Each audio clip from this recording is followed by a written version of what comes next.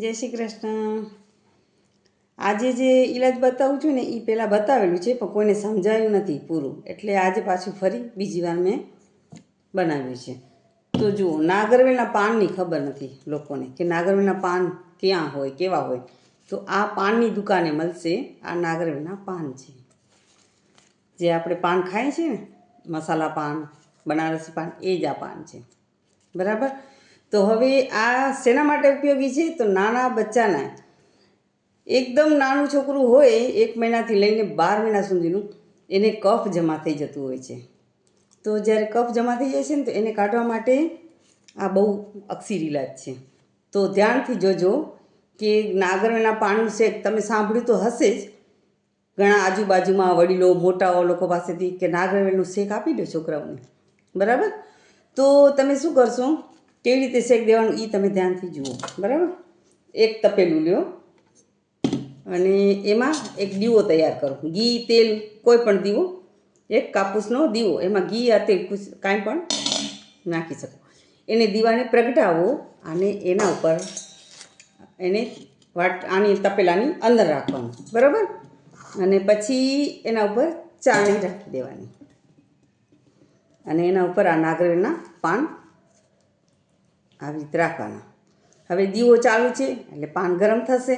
આ પાન ગરમ થાય એટલે એ છોકરાને કપડાં પહેરાવી રાખવાના, છોકરાના છાતીમાં આવી રીતે શેક લો ત્યાં સુધી એક બીજું પાન આના પર ગરમ કરવા મૂકો। આ ગરમ થાય છે ત્યાં સુધી આ ધીરે ધીરે ધીરે ધીરે શેકો, 15-20 મિનિટ શેકો, 10-15 મિનિટ આગળ, 10-15 મિનિટ પાછળ, એવી રીતે એક પાન ગરમ થાય, ઠંડુ થાય એટલે એને મૂકો આના ઉપર, પાછું એક બીજું લો, આ બંને પૂરા થઈ જશે, કડક થઈ જશે, બરાબર। તો આ 10-15 મિનિટ આ તમે છોકરાઓને ચારેકોર અંદર શેક મળશે ને, નાગરવેલના પાનનું શેક મળશે ને, એટલે પોતે અંદરનું કફ છૂટો થઈ જશે। 1 મહિનાથી 6 મહિના સુધી એને ખાસ કામ આવે છે। પછી તો ઘણીવાર નાગરવેલના ઉકાળા પણ પીરાવે છે છોકરાઓને, પછી વાંધો નથી આવતો, પણ કમસે કમ 8-10 મહિના સુધી તો છોકરાઓને આ શેકથી જ કામ ચલાવો, બરાબર। તો જુઓ, આ બહુ અક્ષીર ઇલાજ છે, બહુ જૂના દેશી ઇલાજો છે આ, અને એ એકદમ રામબાણ છે।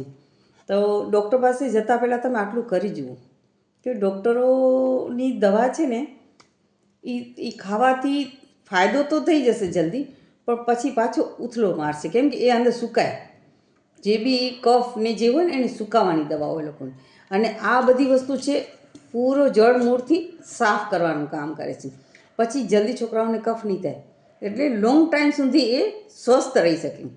તો તમે ખાસ યાદ રાખો આ ટિપ્સને મારી, નાગરવેલના પાનનું શેક કેમ દેવાનું, અને આ ઘર બેસે આ ઘરેલું ઇલાજ ઉપર વધારે ધ્યાન આપો, અને અગર સારું લાગે તો કમેન્ટ અને શેર કરી દેજો, તાકી પુણ્યનું કામ થઈ જાય।